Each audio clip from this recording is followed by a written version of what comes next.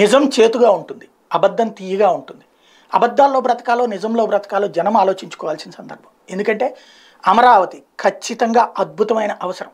అది విజయవాడ, గుంటూరు, మంగళగిరి, తెనాలి ఇవన్నీ కలిపి ఉంటే ఖచ్చితంగా అమరావతి అద్భుతమై ఉండేది. ఒక సికింద్రాబాద్, హైదరాబాద్ లాగా జంట నగరాల్లాగా ఉండేది. ఒక రంగారెడ్డి, హైదరాబాద్, సికింద్రాబాద్ కలిపితే ఉన్నంతటి ఒక విశాలమైనటువంటి నగరంగా వచ్చి ఉండేది. కానీ దాన్ని 29 గ్రామాలకు పరిమితం చేయడమే అతిపెద్ద గుదిబండగా మారింది.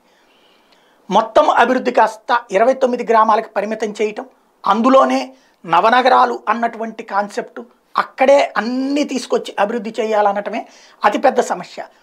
పక్కా పల్లెలు, ఎస్పెషల్లీ అందులో అగ్రి బేస్డ్ ప్రాంతంలో నిర్మాణాలంటే ఆషామాషి కాదనడానికి సాక్ష్యం నిర్మాణాలకైన వ్యయమే. ఒక పార్లమెంటుకైన ఖర్చు, ఒక సెంట్రల్ విస్టాకైన ఖర్చు, ఈవెన్ నిన్న సూరత్లో డైమండ్ భవన్కైన ఖర్చు కంటే కూడా భారీ ఖర్చు అయింది అక్కడ. అయినా ఏమీ కాల. ఒక 3 భవనాలు, ఇంకో 3 అండర్ కన్స్ట్రక్టెడ్ భవనాలు, వాటికి టోటల్గా కలిపితే 10-15 వేల కోట్ల రూపాయల ఖర్చు అయ్యింది. అందులో మళ్ళీ 3 వంతులు అప్పు. అయినా జరుగుతూనే ఉంది. వచ్చేసారా జనం అంతా ప్రపంచం నలుమూల నుండి ఎగబడి అంటే లేదు. ఇక్కడ సమస్య ఏంటంటే రైతుల నుంచి అన్యాయంగా తీసుకున్నారు భూములు. వాళ్ళు చక్కగా 3 పంటలు పండించుకుంటూ దర్జాగా బ్రతికే వాళ్ళ దగ్గర నుంచి తీసుకున్నారు. కాబట్టి అందులో లోపం ఉంది, తప్పు ఉంది. అయితే ఆ రోజుల్లో ఊపు చూస్తే మాత్రం అదంతా డెవలప్ అవుతుందని అనిపించింది.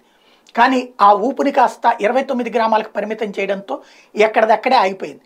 ఇప్పుడు అధికారికంగా చెప్తున్న లెక్కే ఒక బెజవాడ స్థాయికో, ఒక గుంటూరు స్థాయికో చేరడానికి ఒక 25-30 ఏళ్ళు పడుతుంది. అది కూడా బెజవాడ గుంటూరు డెవలప్మెంట్ ఆపేస్తే. అదే బెజవాడ లేకపోతే ఓ 50 ఏళ్ళు పడుతుంది. ఏ హైదరాబాదు, బెంగళూరు, చెన్నైల స్థాయికి వెళ్ళాలంటే 70 ఏళ్ళు పడుతుంది, 80 ఏళ్ళు పడుతుందో తెలియదు. ఉన్న విశాఖను వదిలేసి లేని దాన్ని కొత్త నగరాన్ని, ఈవెన్ విజయవాడను బాగు చేసుకోవచ్చు, గుంటూరుని బాగు చేసుకోవచ్చు, కడపను బాగు చేసుకోవచ్చు, కర్నూలు బాగు చేసుకోవచ్చు, తిరుపతిని బాగు చేసుకోవచ్చు, వీటన్నిటిని వదిలేసేసి లేని నగరాన్ని సృష్టించాలన్నటువంటి కాన్సెప్టు ఎందుకయ్యా అంటే రియల్ ఎస్టేట్ వ్యాపారం.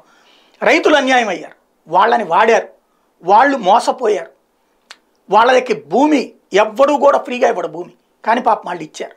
ఇచ్చినందుకు వాళ్ళు అనుభవిస్తున్నారు. దానికి పరిష్కారం ఈ ప్రభుత్వం చూపించలేకపోతుంది.